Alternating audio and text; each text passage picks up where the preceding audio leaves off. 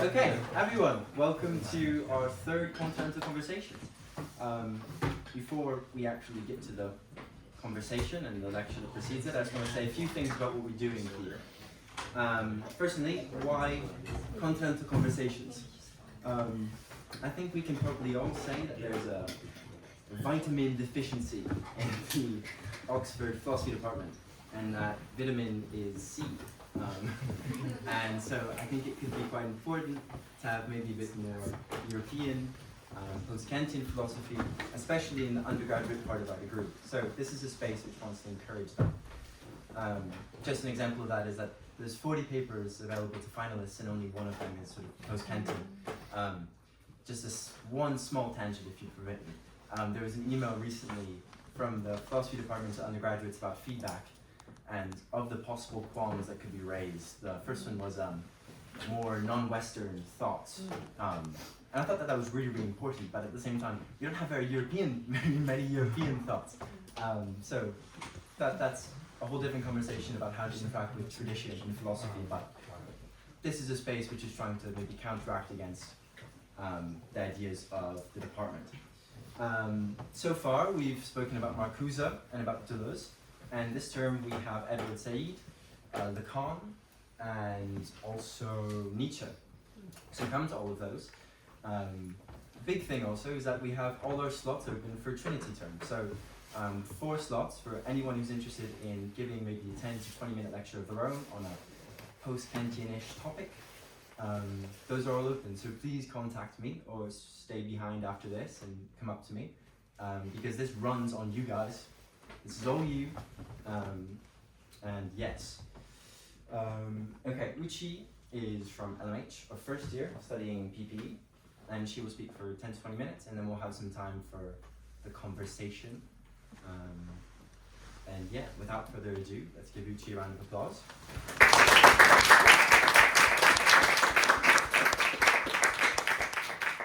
First of all, thank everyone for coming. This group is larger than I expected. It's really nice. And first of all, I'm just like an Arendt enthusiast. I'm not an expert. I may be wrong, and this session may be a duller and less good version of the Stanford Encyclopedia page. I don't know. Okay, so let's just start, right? Who's Hannah Arendt? She was born in 1906 and died in 1975. She is seen as one of the most influential political philosophers of the 20th century, and she was, and a little bit on her background, she was born into a German Jewish family and was forced to leave Germany under the Nazi regime in 1933. And then she lived in Paris for the next 8 years, working for a number of Jewish refugee organizations. So she has close ties with these Jewish organizations, and that's partially why she wrote a lot on the Jewish identity, and she herself is also Jewish. And in 1941, she immigrated to the United States and held a number of academic positions at various American universities until her death in 1975. There is something which is very interesting, which is not on this handout, is that Hannah Arendt had a long period when she was in the United States but didn't have a US citizenship. So to some extent, it's also a state of diaspora, and her writings also focus on this theme, which is people who are out of their home country. Right. So the first thing we're going to talk about is the introduction on Hannah Arendt's thought. So you can see this quote is from the Cambridge Companion to Hannah Arendt. I've used a lot of secondary resources in this handout. So in the introduction, it says that she never wrote a systematic political philosophy in the mode of Thomas Hobbes or John Rawls. And the books she did write are extremely diverse in topic, covering totalitarianism, the place of political action in human life, the trial of Adolf Eichmann, the meaning of the modern revolutionary tradition, the nature of political freedom and authority, and the faculties which make up the life of the mind. And these are diverse and usually very complicated but interconnected themes in Hannah Arendt's work. And that's partially why I would say amateurs or newcomers to Hannah Arendt would find her work very, very hard to get your hands on, because they're just so interconnected. When you're reading about the life of action, for example, it might be linked to the life of the mind. Okay, so what is Hannah Arendt's most seminal works, right?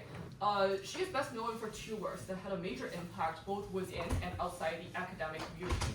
The first is written earlier on. It's called The Origins of Totalitarianism. It was published in 1951. And it was a study of Nazi and Stalinist regime that generated a wide-ranging debate on the nature and historical antecedents of the totalitarian phenomenon. And later on, she wrote another book called The Human Condition, and this one was published in 1958, which was an original philosophical study that investigated the fundamental categories of the vita activa, also known as labor, work, and action.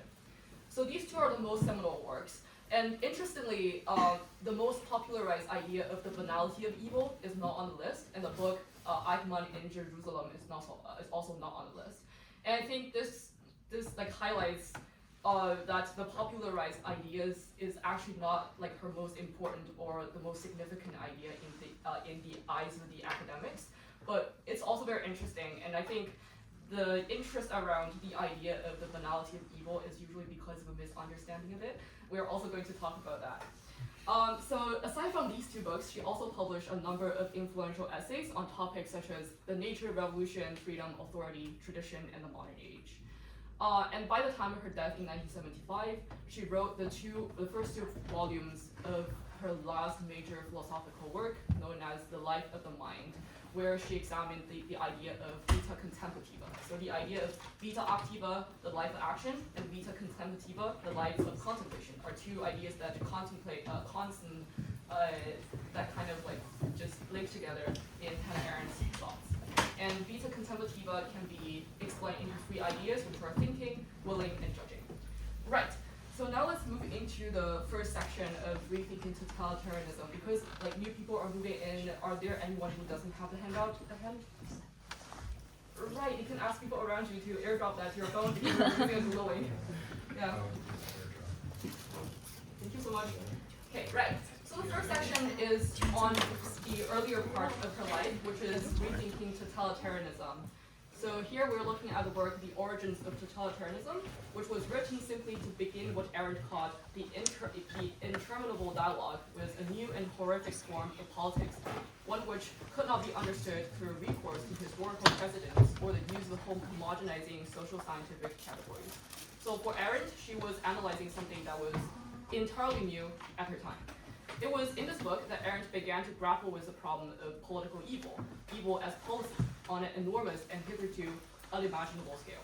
She was convinced from very early on that the Nazi and Stalinist regimes represented an entirely novel form of government, unlike anything ever cataloged by the likes of Aristotle or Montesquieu.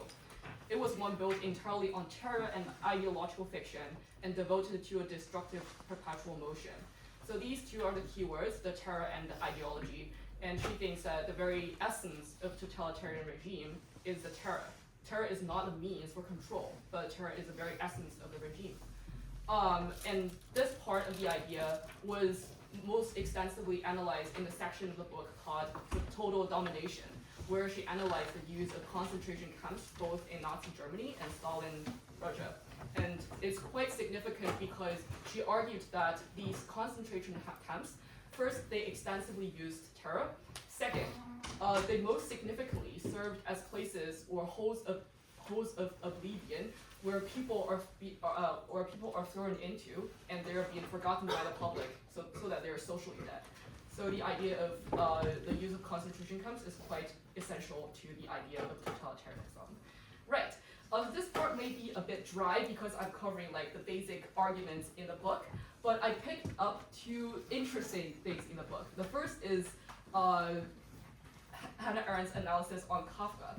I don't know if anyone have read Kafka, but for Arendt, she thinks that Kafka was essentially writing about a totalitarian regime.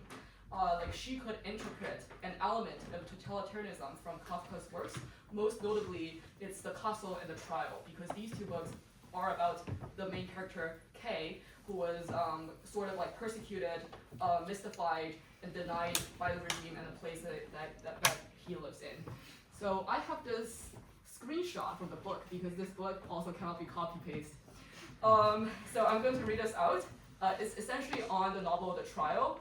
Let us begin with the novel The Trial, about which a small library of interpretation has been published. It is a story of a man who is tried according to laws which he can't discover and finally is executed without having been able to find out what it is all about.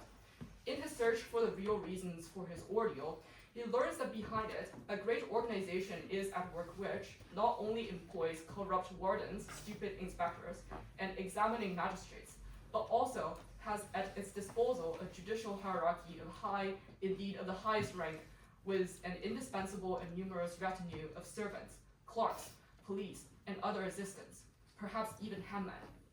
He takes an advocate who tells him at once that the only sensible thing to do is to adapt oneself to existing conditions and not to criticize them. He turns to the prison chaplain for advice, and the chaplain preaches the hidden greatness of the system and orders him not to ask for the truth. For it is not necessary to accept everything as true. One must accept it as necessary. A melancholy conclusion, okay? It turns lying into a universal principle. So I think this article and this paragraph is quite important because it shows that in totalitarianism or totalitarian regime, the truth or what is real is not really important. The only important thing is that everything which the ruler thinks that is true is being portrayed as if it's is necessary and is a necessity of the regime. And another thing which is quite interesting is that she believes that the power structure of totalitarianism is very much like an onion, because there's a core in an onion and you've got layers of skin around the core. So the core can be understood as a center of the power. And the power has been diffused or sent out of the onion through the skins and the layers.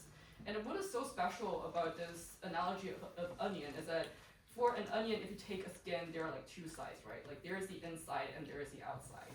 So Hannah Arendt believes that in the process of sending this power or orders out of the center, essentially these orders have been transformed into something that is being seen as necessary or seen as like justified or legitimate. And the very mechanism that makes these orders into legitimate orders is because there's indoctrination in the regime. So indoctrination is another big theme, and these are just interesting things for us to think about in terms of totalitarian regimes. Right, so now let's move on to the second section of Hannah Arendt's thought, which is on political action. And here the most important books is first The Human Condition, written in 1958, and also a series of essays which are collected in Between Past and Future, which was written in 1961. And also another one is on revolution, like it's on the reading list of the politics department. It's mostly on Tocqueville and also the French Revolution and the American Revolution. So the On Revolution book includes mostly Hannah Arendt's theorization of the role of revolutions and what counts as a good revolution or what is a bad revolution. So these three books constitute her most enduring legacy in political theory. Hannah Arendt was convinced by her analysis of totalitarianism that many in the modern world were eager to abdicate their civil freedom and responsibility, thereby relieving themselves of the burden of independent action and judgment. So this was something that she observed in the 20th century, where people would rather abdicate their freedom because they think that freedom should be achieved outside of politics. So it's not to say that I need to practice it, like participate in politics in order to be free, but the idea is that I need to escape from politics. And the rise of totalitarian movements is one of the most spectacular expressions of this tendency. But it could also be found in liberal democratic societies such as the US, and in the increasingly bureaucratic welfare states of Europe. So essentially, she is saying that freedom should be achieved in the political realm. It should not be escaped, etc. So here, the book that I chose is What is Freedom? And here are other quotes. First, freedom, which only seldom in times of crisis or revolution becomes the direct aim of political action, is actually the reason that men live together in political organization at all. Without it, political life as such would be meaningless. The raison d'être of politics is freedom, and its field of experience is action. So from this quote, we can see that the very reason why we, the reason of existence for freedom is to participate in politics. And how we do it, the means is action. So political actions is what make men politically free. So it's quite obvious that when Hannah Arendt is speaking of freedom, she is not theorizing it in the philosophical sense of free will, but rather it's more in the sense of political freedom, what it means to be politically free. And another distinction that I would like to make is that usually Hannah Arendt's work on freedom reminds people of Isaiah Berlin's differentiation between the positive and negative liberty. But the thing is that they are quite different and they should not be. So here, freedom needed, in addition to mere liberation, the company of other men who were in the same state, and it needed a common public space to meet them, a politically organized world, in other words, into which each of the free men could insert himself by word and deed. Without a politically guaranteed public realm, freedom lacks a worldly space to make its appearance. So here, there's another important factor for Hannah Arendt in terms of getting political freedom, is that you have to act in the public realm. And when she is speaking of the public realm, she is specifically referring to the political space. So Hannah Arendt made a differentiation between the civil society and the political realm. And she thinks that you should participate in the political realm in order to be free. Like, it's not enough to participate in the civil society because it can be seen as an escape from the politics. Right. So the last quote is quite interesting because she was making an analogy to arts. She is saying that performing artists, i.e. dancers, play actors, musicians, and the like, need an audience to show their virtuosity, just as acting men need the presence of others before whom they can appear. Both need a publicly organized space for their work, and both depend upon others for the performance itself. I think this is quite an interesting idea because she is making an analogy between political actions, you can say like being a politician, to the analogy of doing arts or practicing arts. And essentially, the idea boils down to the same thing, which is saying that you have to act in the public realm. And another important aspect, which is not shown in this, is that she thinks that you need to act in the public realm because there's plurality in the public realm, in the sense that you've got people with different values, actions. So it's in the sense that you're acting in the plural, you're with other people, and that's how you get the political freedom. This part might be quite controversial, I think, in the sense that in the 21st century we see a lot of like political turmoils, we see the rise of populism, and also all sorts of political struggle and power dynamics in politics. So the question becomes whether participating in politics really makes you free on a practical level. So I think it's something that we can talk about. Right. Now let's move into the third section. It's the last section, so just bear with me. It's the thinking and judgment. So this is the quite late period of Hannah Arendt's life where she starts analyzing things like solitude and thinking, because it's quite clear that in the second section, when she was talking about freedom, when she was talking about political freedom, she was quite a, I would say, political philosopher. But here, when she was analyzing judgment and what it means to live a life of the mind, she quite turns into a philosopher, just as her teacher and people who has taught her, like Heidegger or Jaspers. So here, I would say that it marks like a change and transfer, or like a transition period in Hannah Arendt's work, when she turned more into the inside. So, for example, what it means to live a life of the mind, what it means to be with oneself.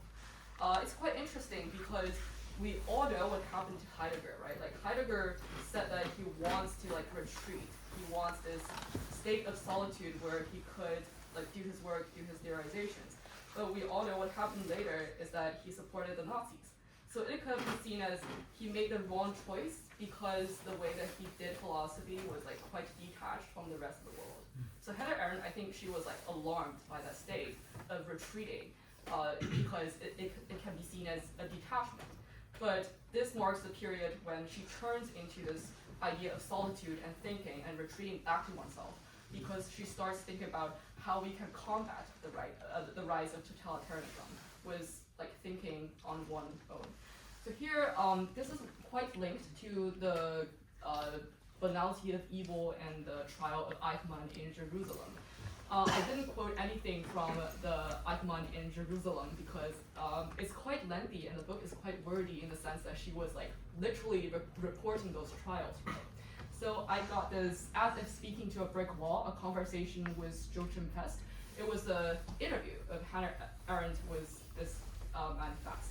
And they also discussed the idea, which are quite similar to the banality of evil in it. So here, Hannah Arendt is saying that Eichmann was rather intelligent, but in this respect, he was stupid.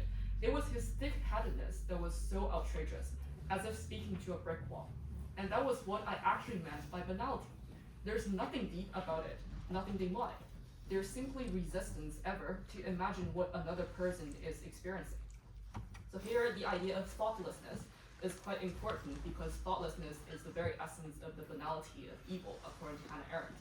And here the analogy is quite interesting because she is saying that it's as if you're speaking to a brick wall. Like this person is a real person, but he is not really taking into any information that you're saying. He's just like a brick wall. And the second quote is that Arendt's encounter with the thoughtless Adolf Eichmann at his trial in Jerusalem left her mulling over the possibility that our faculty for thought, for internal dialogue with ourselves, might be crucial to our ability to render moral and political judgments and preserve us from complicity with political evil. So this is again like tying back to her idea of totalitarianism because she's referring to that as a political evil, right? It's an evil in policies. So here she is saying that maybe we can use thinking and judgment to combat the rise of totalitarianism. So in her 1975 essay, Thinking and Moral Considerations, she put the matter thus as, like the problem of good and evil, our faculty for telling right from wrong, be connected with our faculty of thought? Could the activity of thinking as such be among the conditions that make men abstain from evil doing or even actually condition them against it? So that's why she analyzed the vita contemplativa, also known as the life of the mind. And here we're going to first look at the article called Thinking Without Banister. This is another interesting analogy by Hannah Arendt. As you can see, she makes so many analogies and they're just so visual. Here she is saying that, I call it thinking without banister. In German, denken ohne Geländer. That is, as you go up and down the stairs, you can always hold onto the banister so that you don't fall down. But we have lost this banister. That is the way I tell it to myself, and this is indeed what I try to do. The context might seem a bit unclear for this quote because I was not quoting a lot, but essentially she was saying that in the age of totalitarianism and how there's such great gap between the past and future because of the rise of totalitarianism, she thinks that all the canons, all the guidelines in the past, including the philosophical works by Kant or Heidegger, etc., they're no longer useful, or these guidelines, they're so singular for her. So she thinks that what is so important in the age where she is between the past and future is to like think without banister. So this means that she has no guidelines and she has to think on her own. And in another article called Without Banister, Hannah Arendt and the Roads Not Taken, it says that thinking without banister thus means thinking for oneself, denies Angenis back, as Kant had put it. It does not mean following orders, no matter what oath one might have sworn. It does not mean accepting the dominant social norm, no matter how humane that might be. It does mean thinking by oneself. In doing so, however, one is not isolated. Importantly, when one thinks by oneself, one thinks in a dialogue with oneself, what she calls in thinking a silent intercourse. So essentially, the idea here is quite crucial because it's not retreating into the solitude as Heidegger did, but it's more like in conversation with yourself. And this is where Hannah Arendt borrowed the idea of the two-in-one from Socrates. So essentially, Socrates is, this is kind of binary, and I don't really like the idea of binary, but somehow it's used as saying that we've got this two-in-one. So Socrates is essentially saying that you also need to have conversation with yourself as if you have like two characters. So this idea was borrowed by Hannah Arendt and used here to discuss the idea of having conversation and thinking on oneself. So here in a key passage, Arendt argues that when one thinks, one automatically encounters one's conscience, and consciousness leads to conscience. And the fun fact here is that in French, the two words are the same. This is to say that in thinking, one encounters a voice that tells us whether what we are doing is something that we ought not to do. And here, now there's another proposition of Socrates, which in my view does provide us with a reason, is this: it is better to be out of harmony with the whole world than with oneself, since I am one. For if I'm not in harmony with myself, a conflict arises that is unbearable. This idea presupposes that, in actual fact, I live with myself, and am, so to speak, two-in-one, so that I then say, I will not do this or that, for then the only way out, if I do this or that, is suicide. So here the idea, again, is saying that you should live with yourself, and another interesting thing she mentions in Vita Contemplativa is that no man would choose to live with a murderer, even if the man himself is a murderer. Like, this idea is also debatable. but it's very thought-provoking in the sense that it's saying that the very idea of living with oneself means that you have to put up with what you do. So if it's something that you cannot bear, then you probably should not do it. And this again ties back to her idea of totalitarian regimes, because as we can see in the case of Eichmann, he is quite thoughtless, and he doesn't really think about the commands from the Nazi officials, and he just copied whatever he was told to do. So in some sense, you could say that Eichmann was not living with himself because he was just merely following orders as if he's a brick wall. Okay, so this is the end of my discussion. And if you scroll down, there are like discussion questions that I wrote about, but now I think they're more like essay questions. Yeah, so we can follow these lines if you guys want to, but if no, we can just like raise important or like interesting questions that occurs